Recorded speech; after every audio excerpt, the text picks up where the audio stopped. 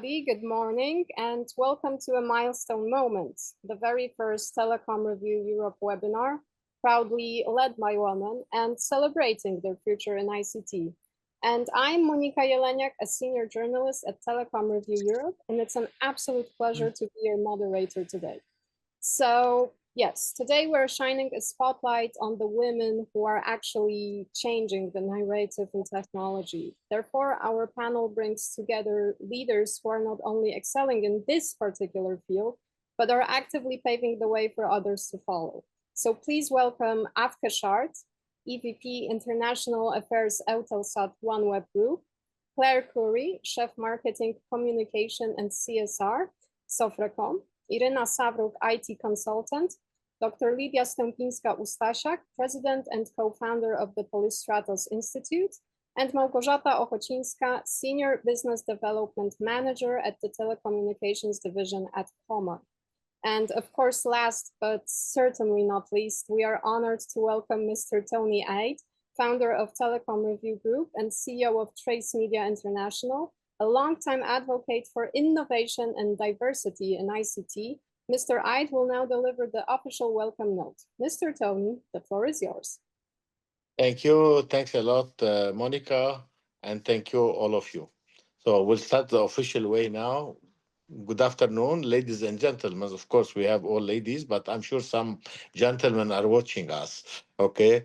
So welcome to this special webinar focusing on European women in ICT. Where I am joined by my colleague Monica, who started opening this with all distinguished speakers. This is the first webinar for our Europe edition, Telecom Europe, which was launched last July. And today, with this webinar, we are building on a year of achievement. In fact, we expecting slower, but I tell you something, I'm happy that the European market, not like many people think, that is getting old. No, it's still active, it's still good, and a lot of opportunities there. And we can see from the momentum we're facing just in 12 months. So hopefully we will have more webinars and we'll have all of you with us. In today's webinar, we have a truly diverse representation with speakers joining us from Netherlands or France or Ukraine and Poland. You are all welcome. And I hope this webinar will be insightful and inspiring. And just to let you know also that the full webinar will be available at our web TV, telecomreview.tv. So feel free to share after this. Maybe one day Monica will update you. You can share the whole session in your LinkedIn page. Okay. So Monica will help you to send everything. Now, again, one more thank you because I will disappear and Monica will continue this webinar. Thank you. Thank you, Tony. Thank you, Mr. Tony. Yes, so just as Mr. Tony said, together we'll explore how women are shaping AI and emerging technologies, breaking through barriers in STEM education and recruitment, mentoring the next generation of tech leaders, and of course, building workplaces where everyone can thrive. So that's why I would also like to encourage all of you to take part because there will be also a Q&A window on the screen. This is for our audience, where you can actually submit your questions in there at any time during our session. So yes, please address the questions in this section, and I will, if there will be some, I will of course read them to our panelists. And of course, let's remember that this isn't just, you know, a simple conversation about a simple topic. It's a whole movement, I would say. And it's also a chance to, you know, imagine, inspire, and maybe ignite the change for a more inclusive ICT sector. And speaking of change, I'd like to start with the first question that maybe gets to the heart of our today's discussion. So in the context of the growing digital economy in your specific countries, so Poland, France, Ukraine, what specific challenges and opportunities do women face in accessing leadership, funding, and innovation roles within the ICT sector? Maybe we can start with Poland, since there's quite a big Polish representation here. Maybe Małgosia, you can start. Hi, Monica. Hi, everyone. Thank you for the opportunity for me to join this important webinar. I'm Polish, but I work currently in London. I'm really happy that more and more women are deciding to join the ICT sector, to be involved in the very fast-moving technology. However, we all know that there is still a lot of room for improvement, that still women are the minority of the employees in the ICT sector.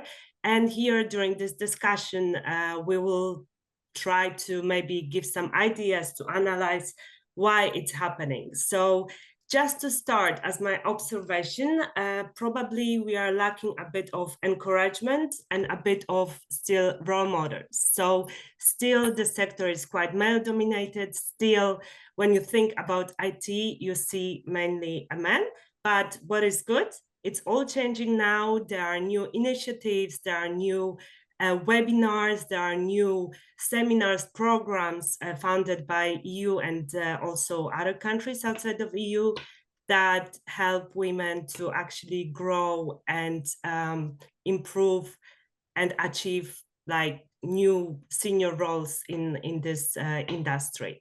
So I would say, for me, we need to look for role models. We need to start from early stage. So maybe at universities or even earlier to actually show women that it's a very good industry. There is a huge potential and opportunities.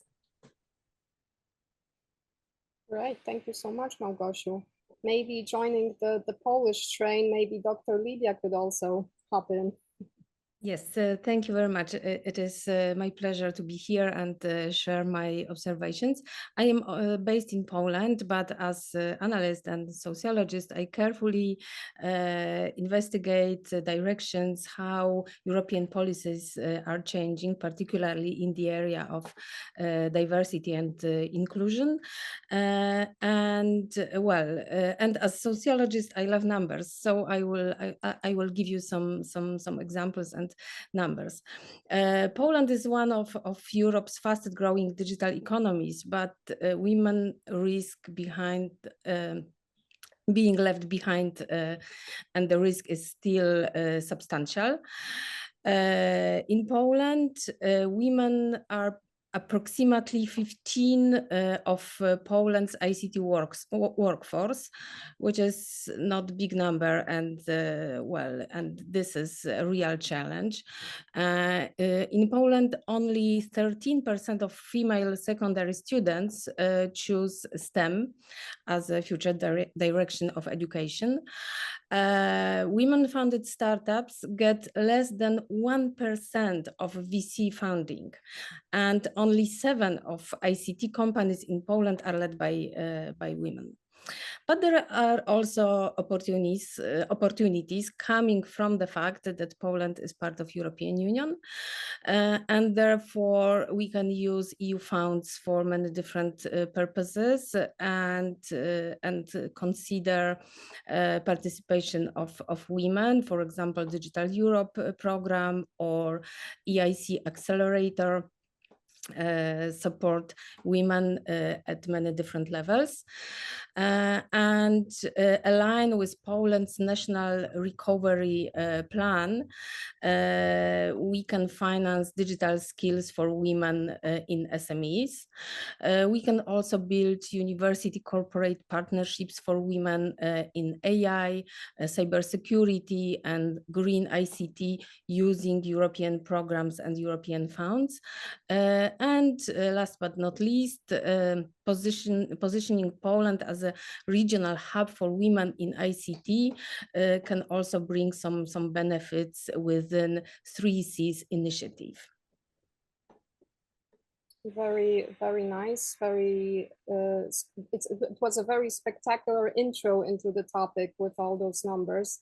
But I'm sure that Ukraine, which lies just across Polish border, has also some impressive stats on this matter. Iryna, please, the floor is yours. Hello. Yeah, I would be really happy to share some insights as well. Really excited to follow our neighbors, Poland, who are like very close friends to us and supporting us a lot. So I would say that we are living all in extremely turbulent, fast changing times, but I would say that I'm extremely privileged and delighted to be a woman in ICT currently in these times, because even though that we are having a lot of challenges, especially in Ukraine, due to the invasion, right? We are having the war crisis here, but at the same time, it creates a lot of opportunities, especially because one of the biggest skills that I believe is very important nowadays is resilience. And while having all these challenges bombarding us from all the angles, this creates a unique environment for us to grow, experiment, and to be brave, because there is like no other option. And the stats are also like really promising, and we can see that the role of women is constantly increasing in Ukraine. So if we are taking tech sector, year by year, we see the growth of numbers. So my colleague, Dr. Lidia, shared that in Poland is 15% of women in ICT. In Ukraine, according to the stats, there are 24% of women in tech sector, and 34% of them are leaders, which is like incredibly great stats. Of course, we are still lagging behind. It's like just 1/3 of women leaders in this sector. We need more. But for example, we see the growth in comparison to like 23 and 2024, like 1% of women is growing. So it's a great dynamics. And so what else I can see that is different in Ukraine in comparison to other countries that gives women special benefits, let's put it this way, is the situation connected with the war and the limitations, because a lot of manpower is required on the front line and a lot of experts are going there and engage in miltech. So it frees a lot of opportunities that we females may not be very competitive to fight for.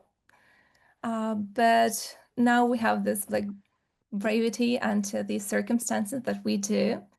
And more and more females are encouraged and invited for the leadership roles, especially from the customer-facing perspective, because we have this opportunity to travel and be their speakers on their like international arena and to share experience in our story, since our sector is very global, right? And we are like always being internationally focused. So this creates these unique opportunities when the first time probably in history, female experts taken the privilege.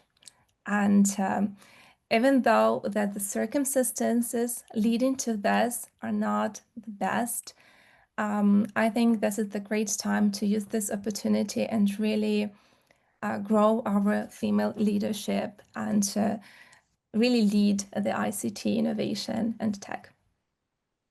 Yes, thank you so much, Iryna. According international cooperation, I think we also have a very specialist here. Afke, I'm talking about you, also metaphorically speaking, because you joined us basically, correct me if I'm wrong, but you were in the airport today, yes? So this is the perfect example of how you work. And if you could actually tell us more, would be great. Yes, thank you so much, and for this opportunity and meeting you all. Well, my name is Afke Schaart, and I work for Eutelsat Group. That's a satellite operator, and we work on two satellite constellations up in the air, both for LEO and GEO. Very much connected to the telecoms world. It's getting more and more closer, and I've been in tech for over 20 years. But coming back to the topic that we're discussing, and thank you for all the contributions so far, I really think that what Iryna was saying on resilience, that's what matters most. But myself, I've been coming into the tech industry through the side door, and I think many of us in Europe are coming in the same way. So, and I think, you know, that's when every woman that is coming into the sector, that is changing the numbers. But you know, but we need more and more and more, because then we can change the culture.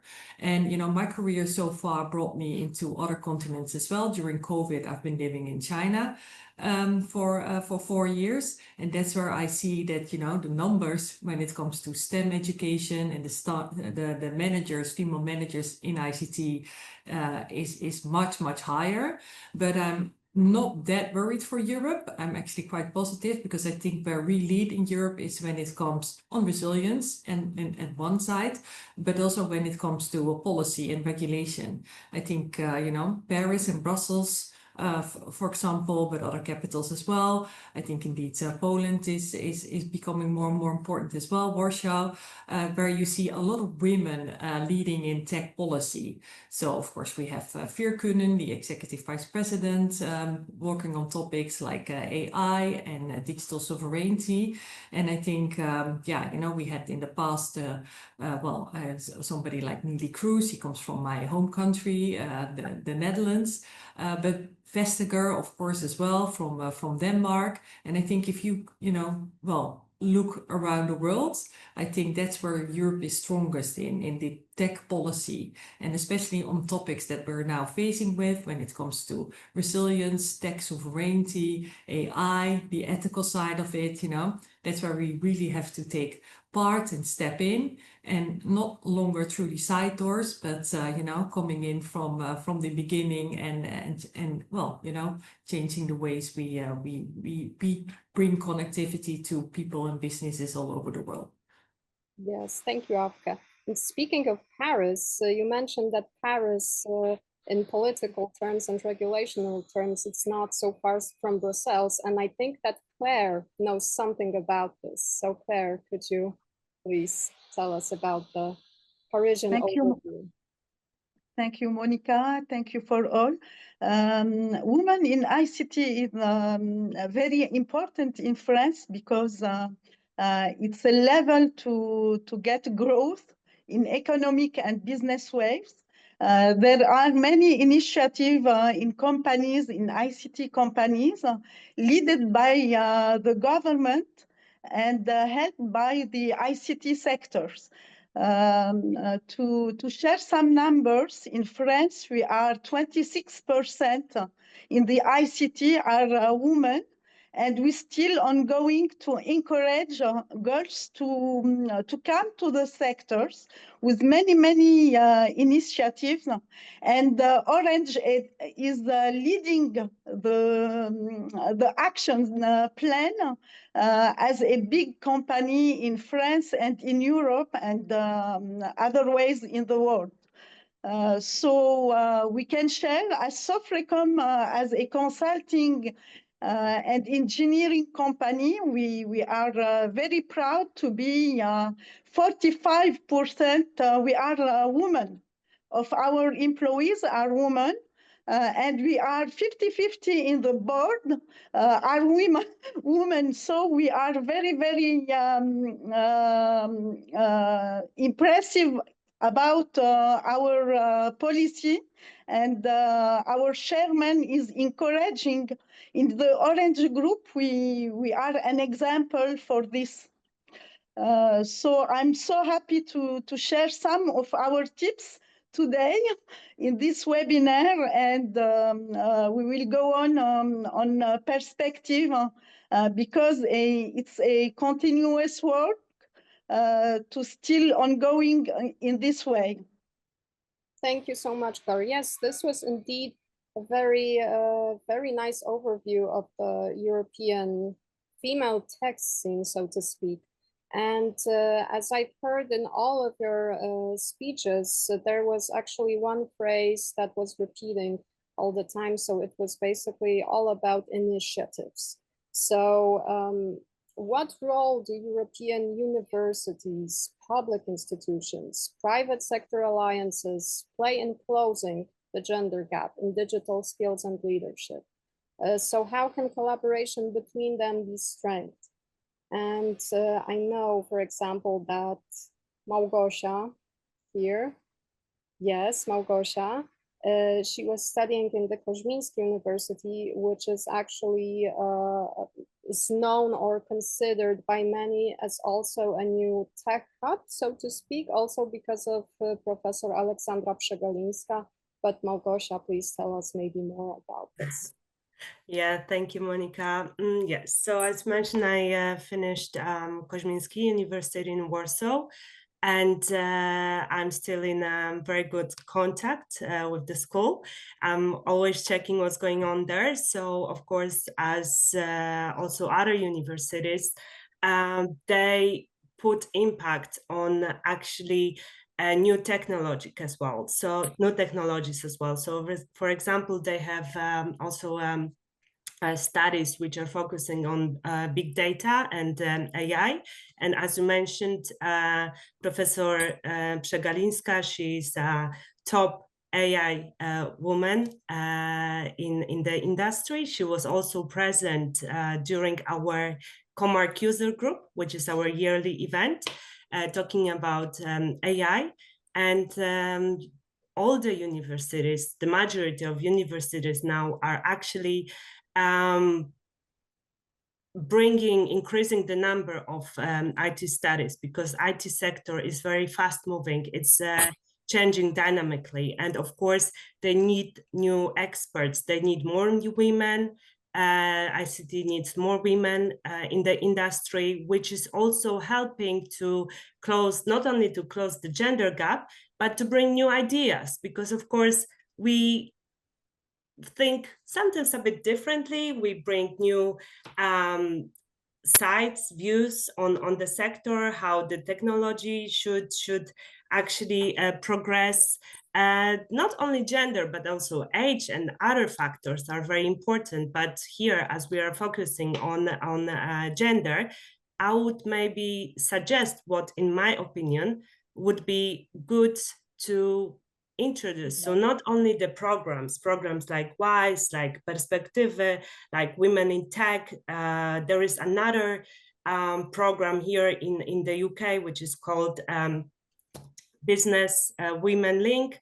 So all these organizations that are helping women to gather, to experience, to share their experience, to actually learn new things is very important. So I've been attending recently a summit which was focusing on the AI. And when I've seen a group of ladies, some of them were from the sector and some of them were totally not related to the sector, they were all very happy to actually learn and improve their skills. What I think is important, I mentioned before, is actually to show women that the IT sector is very interesting and it brings a lot of opportunities from the early stage. So not only from the universities, but maybe also from elementary school, maybe to show their parents actually that this is a path that they can encourage their children to go into, to show that it's not only maybe sitting in front of the computer and not only studying technology, but a lot of networking, a lot of learning. So in my opinion, the focus from the early stage, so universities, colleges, elementary school events, and then of course during your career path, the webinars, it's a very good idea actually to increase the number of these initiatives for women. Exactly, and I think that on a personal note, of course, I think that this webinar is obviously also going to influence and actually be the same that you actually just said. So this is it basically. It's all happening around Europe as well, not only in Poland.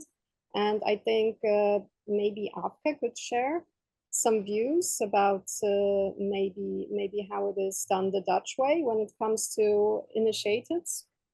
Yeah, I think, you know, what's happening in the world right now, the geopolitical context, I think it's very relevant.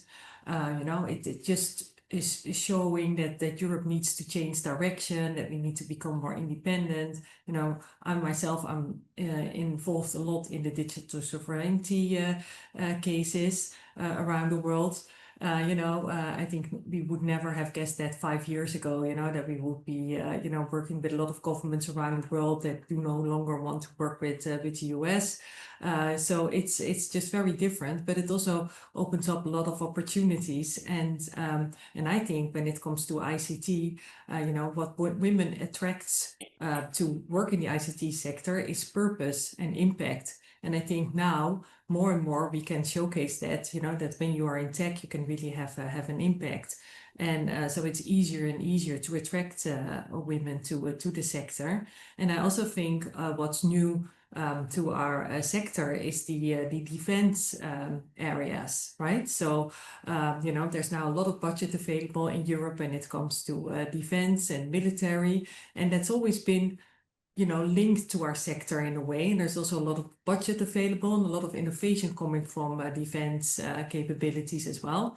And I think that's also where we can chip in. And also I think more and more it's now, you know, becoming more and more normal for women also to have a career in defense as well. So not only, you know, that men can do that job. So I think we're in the process of breaking stereotypes. So it's no longer tech and defense no longer only in male territory, you know, so and I think that goes for all over Europe. I think actually, in fact, that the countries in Europe on the eastern side are a bit more ahead than the countries in the west. So even in my own country, the Netherlands. So there's also, you know, a difference in speed and pace there.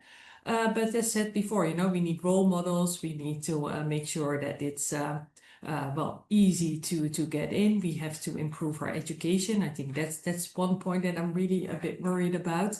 You know, comparing that to what I've seen in China myself. But yeah, I think there's a lot of momentum and there's a lot of trust needed, and I think we have all the capabilities. We just have to start doing it, and I think Europe is more and more waking up to the new realities. And yeah, we need all the talents we have to make sure that we have a bright future ahead of us. Exactly. Thank you, Afke. Talents, but also I think what is also crucial in this situation, what you also mentioned previously, is good communication. Specifically when cooperating with the public institutions. And this is something that I think Dr. Lidia could tell us about more according to the public institutions corporations. Thank you.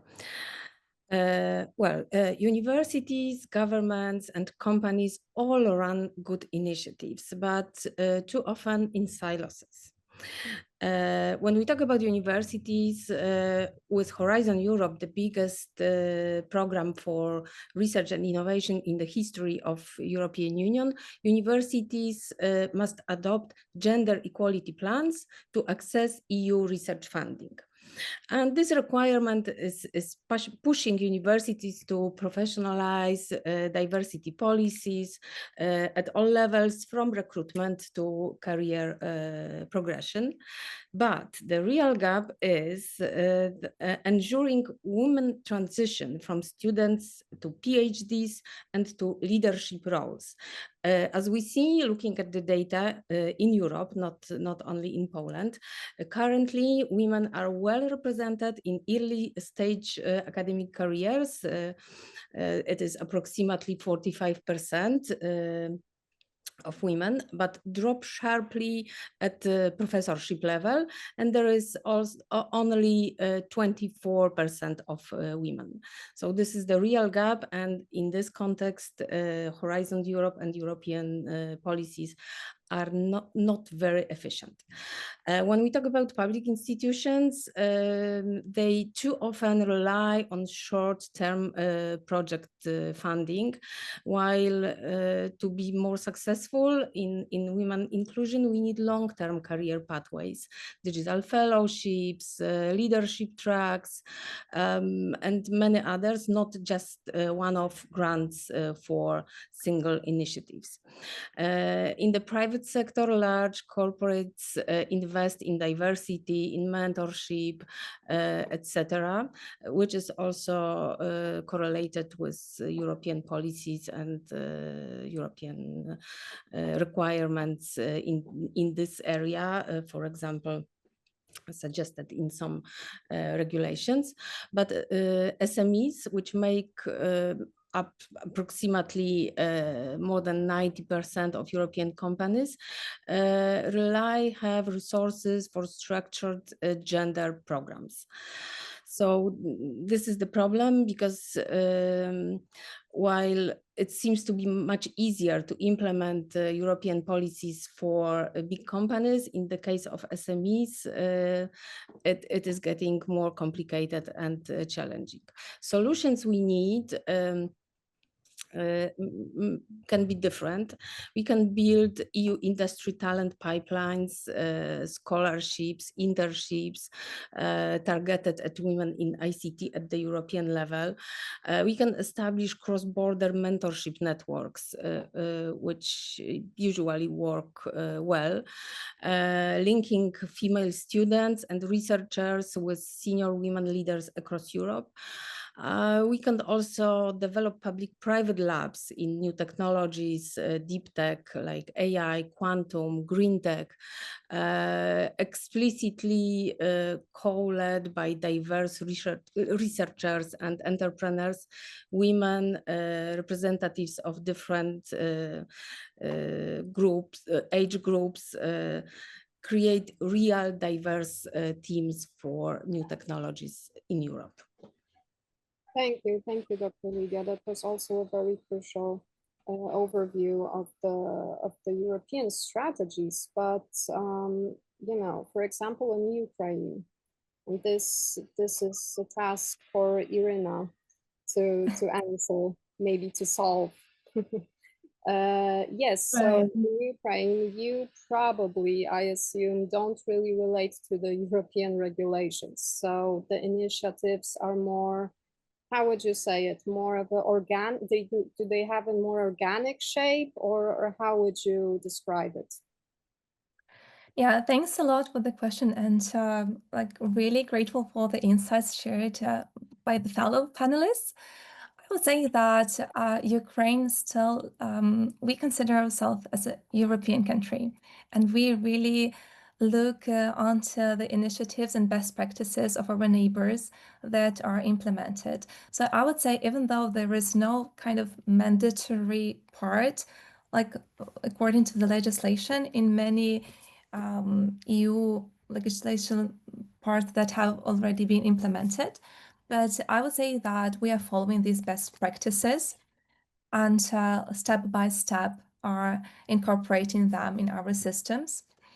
And also, I would like to add that we also have a lot of like local programs that are supporting women in tech, that are driven by the internal community.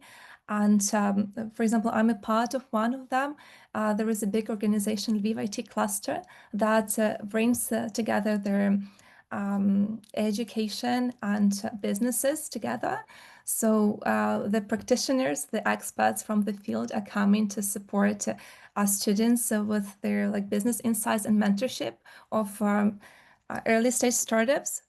And I've been lucky to be a part of this program, which is like extremely, I know, fulfilling, and to give you this opportunity to also get the new insights from the younger generation and to bring your perspective and experience there. And what is, I would say, something that I want to share that is unique in Ukraine is that we have a lot of initiatives which are driven by this need and feeling that we need to support in every way possible, like the defense part of our country. So a lot of initiatives from the mentorship perspective are built this way that you can get the highest level of mentorship and support simply sometimes by donation.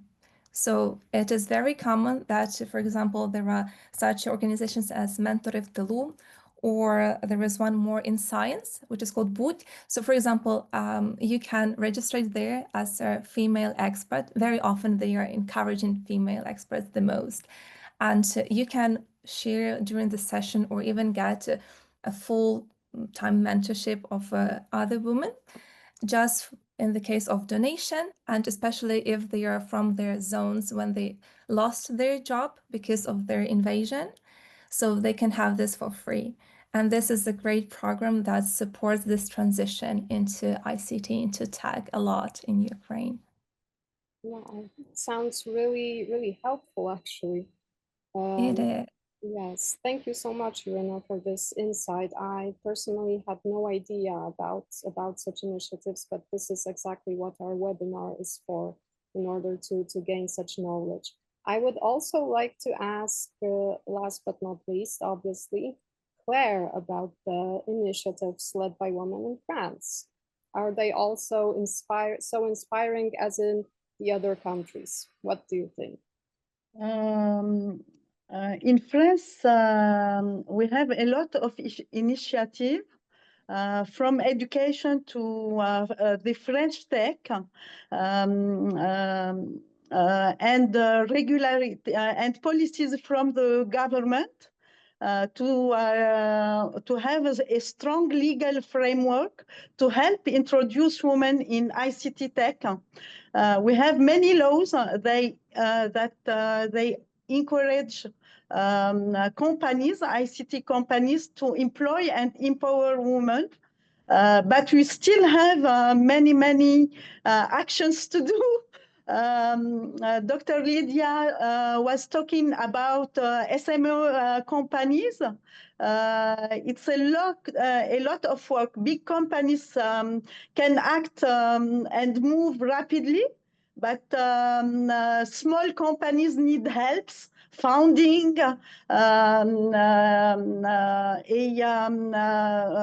indicators, KPIs, to still moving because they don't have any funding to go on. So the French government have launched many initiatives to help in schools with mentorship programs, with internship programs to help. We can talk about the alternance initiative in France. It's an example for the world who puts the university in relation with the companies, small and big companies, to help female and all of young people to find a first job while continuing their studies. If I want to, companies, big companies, work together with schools to with voluntary programs where engineers and scientists go to schools to present what they do and to keep or to explain what is ICT work, and to share with the students, female students, all the opportunities we can offer. I want to note that France is looking to have more engineers, and all of the Europe, as my marketing job, I know that we need more engineers for the AI, for cybersecurity. So it's a continuous work from government, companies, and the universities to help to have more vocations in these sectors. We have a lot of national funding and supporting programs to help to have an engineer programs and new programs. I want to give as an example the AI initiative, where we work, the Orange Group, we work with the French government to help the university for launching programs in AI and cybersecurity.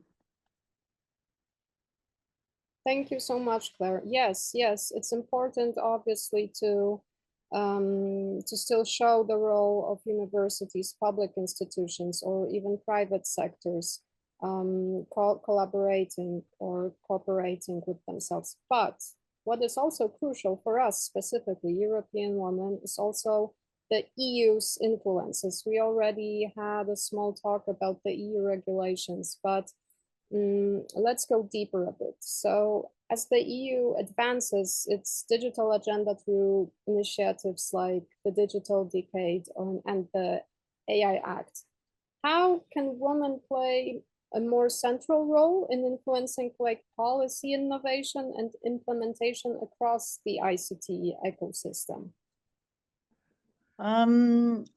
It's for me, this question. For anybody who would like to share the floor with us. In my opinion, I identify three major actions. It's not the only one. Representativity and leadership. I will explain inclusive perspective and active participation. The leadership, women in leadership and on board, I'm talking about Sofrecom. It's very important to have women in the board of large and small companies. They help to have their opinion and the point of view by the women's side in the decision-making processes. In the second way, the woman can solve a complex problems, especially in AI, and it's helped to have equity in digital solution, in creating a fair, especially gender bias-free in AI. It's very important. If we don't have diversity in engineers that work on AI programs, we can create complexity and bias because AI need to be trained by different persons to avoid this bias. And at last, and we can still continue, we need women in the technical and policy roles to have their opinion. It's from my opinion, it's very important to begin from the schools phase to encourage women to go to promote the way to go for education, scientific, mathematics, technical education. That we need that in France because naturally women don't go on this way, and we need to encourage them to go with the STEM. All of that can help us to empower the technical policies and their presence in the sector. It's not all of the actions, but that I want to highlight on these three actions. Thank you so much, Claire. Would anybody like to add something? Dr. Lidia, I can see you. Yes, please. Yes, the comment given by Claire inspired me to add something in the context of AI, because Claire touched super important topic, which is participation of women in AI ecosystems, not only as AI architects, because it is absolutely obvious, but also as creators, as users, because when users will be mainly men, large language models will learn only on the basis of male perspective. And at the end, we will create AI-based outcomes representing just one gender. So it would be very dangerous. But when we talk about, again, European level and policies, I had the chance during today's webinar comment it at a few moments, and you may have impression that I complain all the time that European policies are not efficient. Which is not true, because I am a real enthusiast of European policies and programs, and even though they are not super efficient and cannot bring immediate effect, I strongly believe that systemic changes can be achieved mainly using policies and programs. Of course, it should come together with cultural change and adoption, but this is a separate area, also important, more connected with public debate and how consideration of women in tech is changing. And we have a lot of fantastic ideas on also in this area. But coming back for a while for European strategies, of course, the EU has the right strategies, but sometimes the impact is a bit patchy. For example, in Horizon Europe, since 2022, public institutions must have gender equality plans to access Horizon funding. It's turned the public attention of participation of women in research and in the teams applying for public funding, etc. But the problem is that while institutions use gender equality plans to drive cultural change, we need more focus on monitoring outcomes, because it is not about just compliance, how many women actually advance into leadership roles, but also monitoring and looking at the effects. So there is still a room for improvement. Like linking EU funding to measurable diversity performance, like expanding Women Tech EU to small companies, and focusing on the outcome and numbers that should grow, not only adoption of rules proposed by European Union. Thank you, Dr. Lidia. Is anybody else a big EU regulations enthusiasm, just as Dr. Lidia? Yeah. Yes, please. Okay, thank you. Yeah, I just wanted to add, because I totally agree with the previous speakers, but I just want to add that, you know, we don't only need like the engineers and the people educated with STEM, but we also need the social scientists, we need the designers, you know, we need the artists, we need all of them, you know, to if you can use a computer, if you can use ChatGPT, you know, you're basically already in tech. So it's indeed how Dr. Lidia framed it. It's also bringing in the user part of it. You know, myself, I did not convince my own daughter. She studied art history, you know, but I also always try to discuss with her, like, you know, there's so much also for historians and social scientists to bring to the table when it comes to, you know, AI ethics and values. And I think that's where, well, Europe's strong at, you know, so to bring democratic values, cultural values to the table. And for that, we need women on board. And I think you probably know all the example of the airbags, you know, that the automotive industry in Europe, you know, they invented the airbags for male, you know, that resulted in much more casualties for children and women because they were not designed for them. If there were only like women in that room, in that designing room, that could have already saved some lives. So, so that's how important it is to have like, a diverse, workforce. And so for me, it's all about, we're already in tech, basically. You cannot live without tech, and we need philosophers, artists, everybody at the table. And I think for Europe, what we're strong at, and myself an example, as I said, I came to the side door.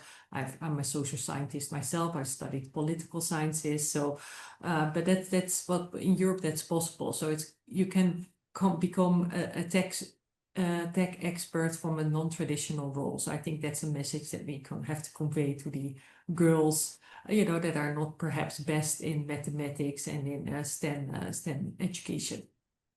Yes, thank you so much, Afke. I also studied political science, so I know I can relate actually, I know what you're talking about. Thank you so much. So maybe let's, because we're talking about how it's going on right now, but maybe let's predict a bit the future. So maybe looking ahead, which emerging tech domains, for example, green tech or edge AI or even quantum computing, also a very hot topic nowadays, hold the greatest potential for women to lead transformative innovation, and what support is most critical to help them succeed in these particular areas? Yes, Iryna. I guess I can share. It's actually a great question. I really enjoy researching about the emerging tech. It's some passion of mine. And I believe to answer this question, I think we should start from which emerging tech would bring the greatest potential for humanity overall, not just for women. And then we will also get to this point. And I believe that the biggest potential for humans and for female together are in these domains, in these technologies, who have the biggest public interest, public support and investment. And according to what we see right now, there are 3 domains in tech that are having the biggest interest and investment if we just take a look at the numbers. So AI, obviously, we are discussing a lot about AI today. So if we look at the numbers, I was just checking freshly before the webinar. So the biggest giants, right? The Meta, Amazon, Google. So they are collectively going to invest $750 billion in data centers alone this year, by the end of 2025. And EU also plan to invest over $200 billion euros there. So it's a huge investment. So obviously there's a great potential for women. And a great role model there is probably everyone knows the CTO of OpenAI, right? So Mira Murati, she was a CTO at OpenAI till September 2024. It's a great role model, I guess, for everyone who wants to consider their growth and career in AI, and also to other industries that are booming right now and have huge potential for women. From my perspective, and for any new businesses and innovation, is healthcare, of course, and clean tech, and renewables, right? So from a healthcare perspective, it's also reported to have a huge investment, even in the beginning of Q1, the collective investment by EU and US, it's skyrocketing. It's a huge numbers. And what women have to add here the most is our perspective, because for a long time it was under-researched. So we females there were underrepresented, and I could see a lot of inspiring startups in health tech and femtech, and want just to share with you, maybe you know some of them. I really enjoyed the startup, the Smart Lollipop, is from Spain, and they are like created a lollipop with kind of sensors that child licks, and they analyze the saliva, so can predict if their child is healthy or not. So this is like very female approach, because probably men wouldn't be the first to come up with this idea. And also I really like, for example, the startup from Germany, Clue. It's a period tracking wearable, and Eva from Switzerland. So yeah, they do the fertility analyzing as well. So these are very female focused problems, which it's actually predictable that females are leading this innovation. And from clean tech and renewable energy, I believe that females are already at the forefront, especially in Europe. So I guess I will share just an example from Ukraine. For example, we have this really great business startup, which is called S Labs. So they are creating 100% biodegradable packaging. So basically using waste and mycelium to create packaging instead of plastics. And it's like very inspiring project for me personally. So I'm really voting for them. So yeah, there are a lot of already great female role models there. And I'm sure that in like these three areas have a great potential and possibilities for females to grow. Very interesting insight. Thank you, Iryna. Would anybody like to add something regarding this topic? Yes, we actually made a leap into the future, so to speak, with this question, but there's also one topic actually remaining. Also, maybe not in this discussion for now, but still it's somewhere in the background all the time. It's AI, obviously. So I would like to ask you, as AI systems are increasingly deployed in decision-making, how can we amp gender equity into the design and governance of these technologies, especially within EU regulatory frameworks? Would anybody like to start? Yes, Afke, please. Yeah, and I just want to link it to the previous question, because it just came to my mind that another area where what is new is actually space. That's also the domain that I work in, satellite connectivity. But there's a space race to the moon is going on at the moment between Europe, US, and China. And also there you see actually that it's even worse. So only 10% of people going into space, astronauts, have only been women so far. And in the US, you see some promising signals. There's some specific programs for creating more programs for astronauts to go to space. And there's also a program called Artemis to make, the first women go to space. So that's really like a competition between China, the US, and Europe. But Europe is a little bit lagging behind in that area, unfortunately. But that's also, something that we need to work on, and that's also very much linked to AI, of course. But it's related to defense, it's related to space, it's related to democratic values, to sovereignty, to being independent, and that all in a geopolitical context that we're in. That is just so very, very important. So I think, that's why I'm quite positive. I think it's easier and easier to attract women to our industry, because it's all out there. Thank you. Thank you so much, Afke. Would anybody like to add something to this? I want to highlight the necessary strategy to embed gender equity into AI design and governance.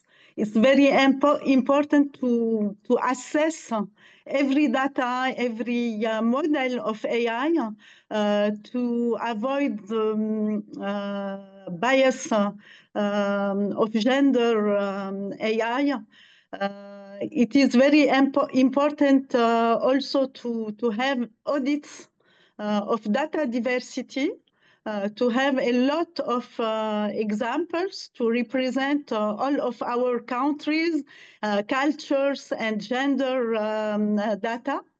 When we use a diversity of teams, we give the guarantee to have a diversity of algorithms and frameworks.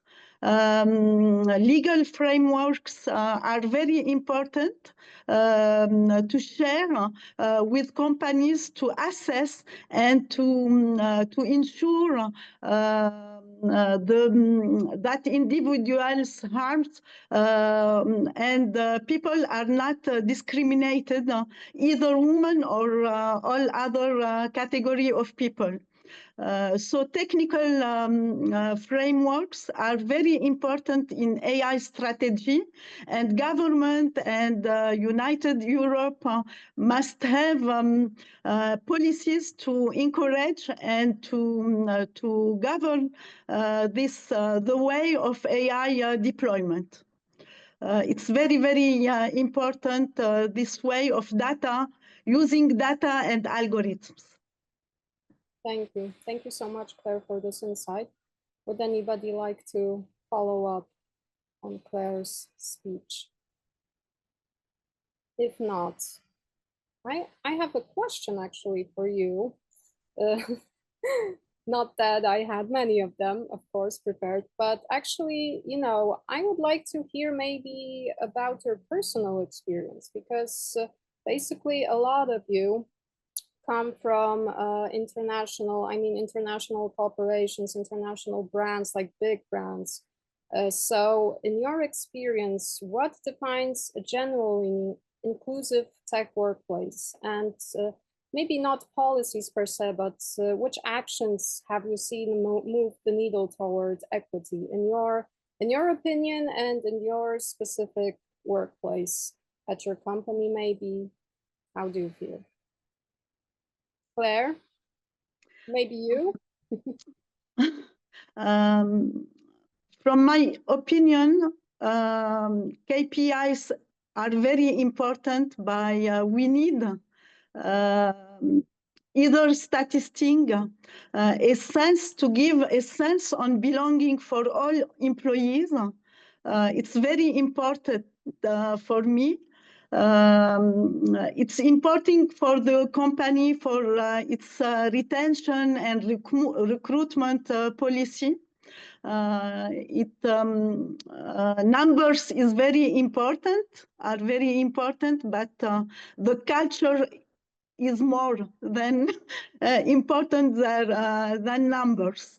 We need to move from mentorship to sponsorship, because mentorship is helping the individuals to have advices, but sponsorship helps women to go on, to have someone who can talk about her, about his results, and to help her to find,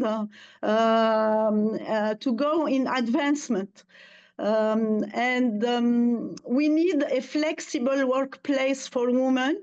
COVID helped us to move on with flexible models that can help women to reconcile work-life balance. It's not only for women, it's a progress. We hear now that some companies want to come back to the before the last system, only on avoiding homework.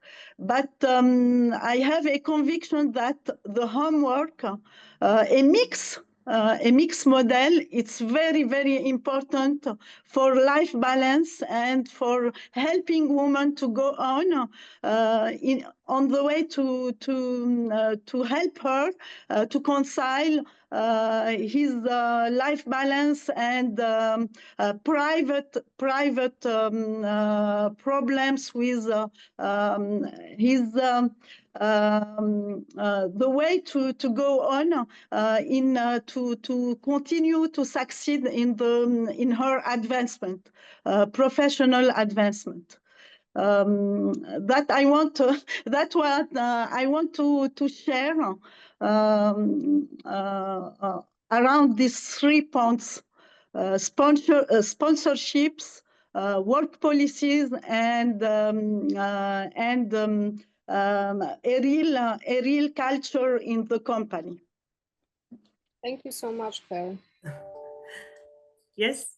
Yes, yeah. So I agree with Claire. I think mentorship, it's very important. So as mentioned at the beginning, the role models to see how the job, how working in ICT sector looks. That's very important, the sponsorship. So any grants, any from the government or maybe even from the company to help you to improve your skills, to move up the career path.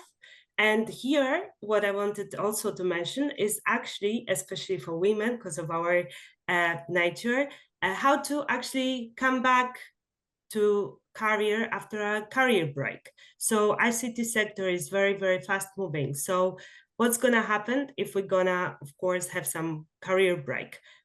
We need to have some support actually, what to do and how to get back to work. So maybe to stay up to date, what's happening in the industry, of course, the flexibility. So after COVID, the good thing is the remote work, which is helping, which is giving you this work-life balance. What is good also, we have that in Comark, in our company, is a room for a mother with a child, where, of course, you can have also some privacy. What other ideas I've also seen in different companies is Kids at Work Day. So that is also actually a good moment to encourage and to show your children that how the IT job looks like, and maybe to encourage women to actually get and follow the career path of their parents. Also the seminars, like for example, we have in our company Catch the Balance, that it's helping not only women, also men, of course, to maybe learn some practices like, I don't know, yoga, meditation, or any like other maybe softer skills, not only the IT skills. So I think all these initiatives are very important for women, not only, and for men, not only to go into the industry, but also to stay in the industry and to come back to the industry after break, any break, right? So that's in my opinion, very good. And I can see that more and more companies are actually heading towards that, which is amazing. You can see the change in the industry. And that's the most important thing, if you can actually see the change, right? Does anybody else want Yes, I think I have a bit of a different view, maybe because I'm a bit older. I'm in 25 years in the industry, you know, but I have the experience, and I think all of us have that, you know, that you've been underestimated, overlooked so many times in my career so far. You know, especially in the beginning of your career, you know, men tend to speak out more, be more present, you know, sometimes even have more quicker careers than yourself. But I always learned to be patient, to have time, and to, you know, to see things through. But what I did, you know, also when I had children, I have 3 children, so I also had some breaks. But I, you know, like many of my friends, they then started working part-time, especially in the Netherlands. That's something, you know, that's very common to do, working only 2-3 days a week. But the thing is, you know, that's what somebody told me back in the days. Nobody will be hired for the other 2 days or 1 day that you're not in the office. So you end up, you know, being paid for only 2 days a week. So sorry for the noise. somebody's cleaning my facade. And then, not being there full time. And I think for having a career, not to be too much being seen as, you're just there, but your first number one priority is your children. I don't think that I've ever mentioned or my children so much in the workspace. So it's very much of a different world out there, but maybe that's a little bit more, old-fashioned or outdated. But when I was in China, it's a little bit the same. There you work 996, from 9 till 9, 6 days a week. Only 6 days of holidays. So for me, coming to the office, being very visible, being out there, that you're not being overlooked is also kind of important.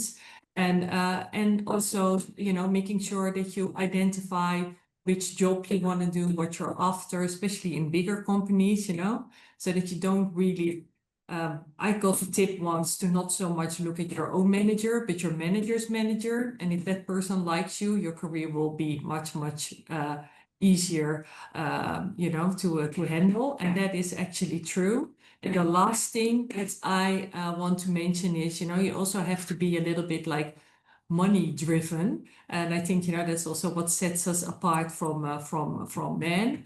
But I always think that when you make a career, you also have to make sure that you get paid the same way, and that's also important for being taken seriously. So there's a lot of little tips and tricks that you can do throughout your career, but you just have to sort of like stand up for yourself and making sure that you're treated in the same way. But it's not easy.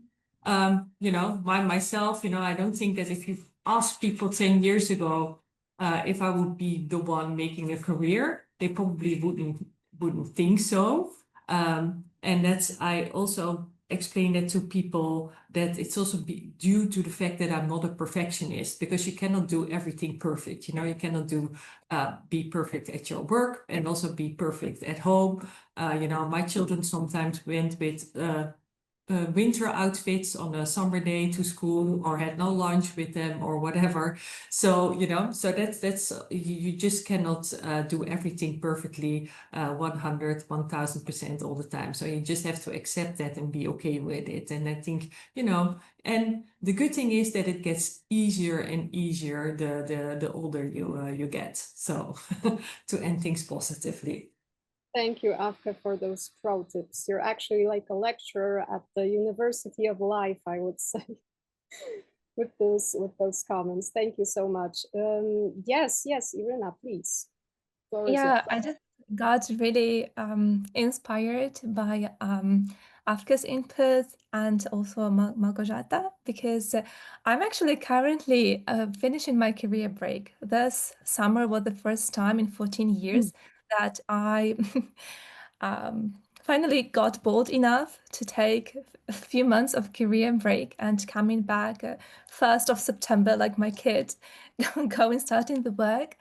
And these insights really resonated with me, because you are much more than your work. Even though that we are extremely passionate about what we do, about their growth and improvements in innovation, we are all here very motivated leaders. But at the same time, it's very important that you are much more to remember. And what I really also wanted to share, that I also really enjoyed when Claire mentioned that we need to move from mentorship to sponsorship, which is very, very important thing, especially considering that all the research shows that females tend to be less competitive and more risk averse. And having this back behind you that will support you and will give you opportunities to make mistakes, and creating this culture where mistakes are not just allowed but also invited, is very, very helpful for promoting females' growth, and this culture of support. When I was at Nordic at Embedded World Conference 2 years ago, I really remembered one great speech of a female leader. She became I guess, vice president of IBM or something very big.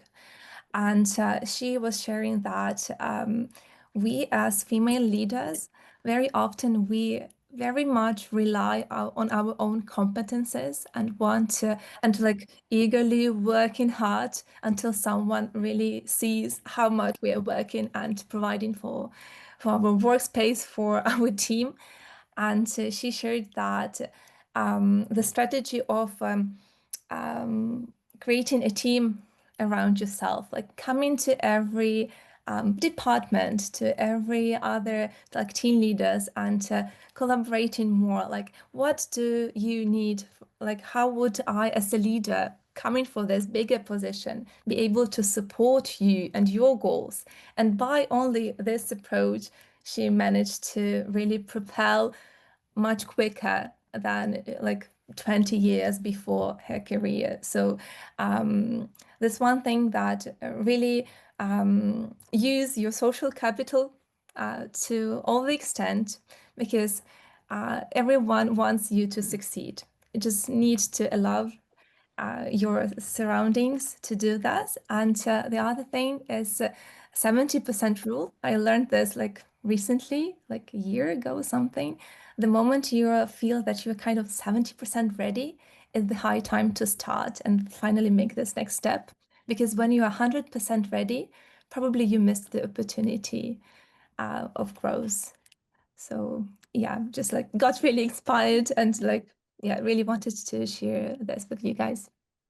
This is actually what's this webinar for, to, you know, to inspire others, but also ourselves in this little small conversation corner. Dr. Lidia, I assume you also wanted to join us? Yes, just for a while, because it was super interesting listening Afke's experience and view, because after 25 years of professional experience, mainly in telecommunication sector, but also in academia and public administration, I have exactly the same observations and very similar experience, which clearly shows that some beliefs and some problems are universal for all countries, and this is part of our culture. And my concern here is that stereotypes and stereotypical thinking is the most important part of this change, because sometimes we as women put ourselves in stereotypical role. We are afraid of some decisions, behaviors related, for example, to our returns from maternity leaves, etc. But also the society does a very bad work here. I will give you just one funny but also sad example. When my children were in the kindergarten, and it was not a long time ago because it was 15 years ago, parents committee in the discussion on what to buy for Children's Day for our children, decided that they will buy something different for boys and something different for the girls. And I asked why girls will have something like, I don't know, a flowery pencil box, and boys will have something entertaining. It is, you know, increasing how boys and girls are thinking about themselves, putting them very delicately but also efficiently in typical societal old-fashioned roles, and it is very difficult to fight with stereotypical thinking, but we have to, as the society, and there is no other way. Thank you. Exactly. And with this sentence, I would like to actually stop our very insightful conversation. It's a pity that we can discuss it more, but we still have some questions from our attendees. So for example, here we have one question. Looking ahead to the next decade, how do you envision the role of women shaping the future of Europe's ICT sector? And what transformations need to happen now to make that vision a reality? Who would like to go first with the answer?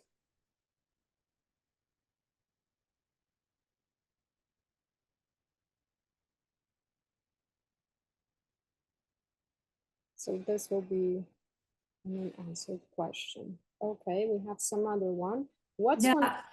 Yes, I think, you know, we sort of like discussed that, you know, the transformations that are needed.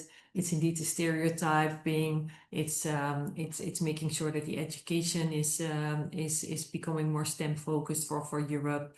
Good thing is that we have a lot of like policy leaders that are female, but you know, the engineering part still very much needed.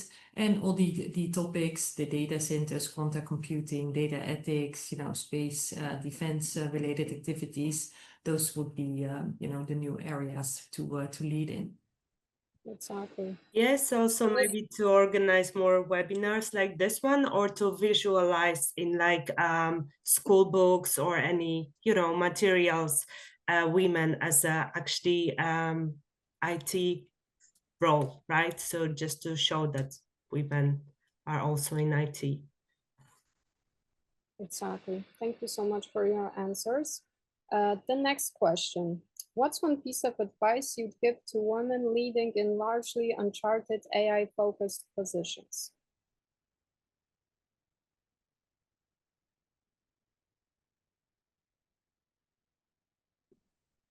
I can try.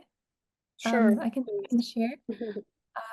Once I have had this piece of advice that I've been remembering for years, I guess.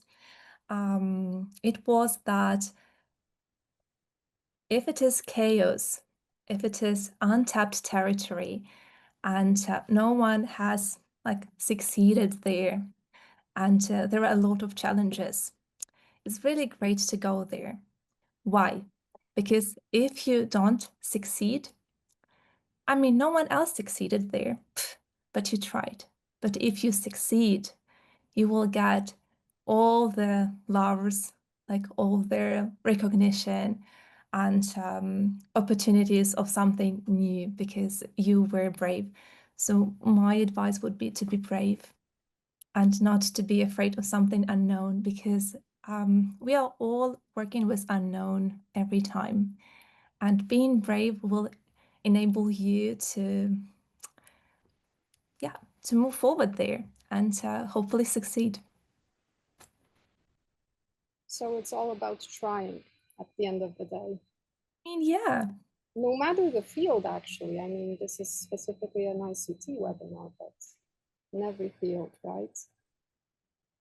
For sure, for sure. I mean, we are all afraid, like because if you're not afraid, that's probably not the right challenge for you, and you're like you've done this 100 times, so it's very hard to grow. But if you're afraid, it means that it matters, and there is a big opportunity of growth. So probably be bold. Exactly. Yeah, maybe sometimes also we need a bit of encouragement, right? Right.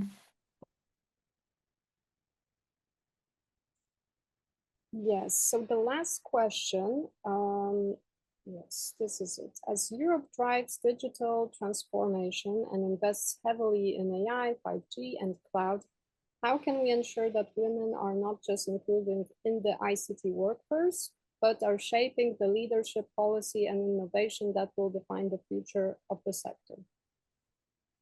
Would anybody like to comment on this? Yes, for me, you know, you just have to take your time. So that's really the big tip that I want to give to the audience and to the younger people, also our fellow panelists, you know. Also, when we were just talking about, you know, your successes, you have to indeed celebrate them, but also, well, you will realize that sometimes, you know, your success will not even be regarded or, you know, or observed or taken away by others. You're not taking away your success as their success. So sometimes that happens too. right? So you have to deal with that too, but you just, you know, you observe, you see things, how they go, and then you just take your time and things will get easier and easier along the way. But also if it doesn't, and if you're just getting stuck and it's taking like 2, 3, 4 years, then you just move on to something else, you know? So there's a lot of opportunity. Just don't be afraid, just go for it. And just always think, you know, they are really happy to have me. That's a little bit like the attitude that you have to bring to the table. Exactly. Would anyone like to add something to the words of wisdom produced by Afke?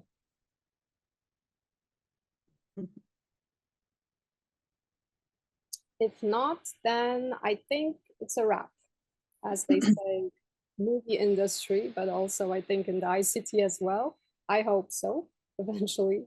So yes, as we close today's conversation, I think that one message still stands out, that women are not only shaping Europe's digital future, but they are actually already redefining it. And, you know, let's carry this spirit forward. Let's continue to challenge old patterns, strengthen alliances, and just ensure that the next generation sees technology as a space where, you know, talent, vision, passion, but not gender, set the course. So everything that we mentioned already in our discussion today.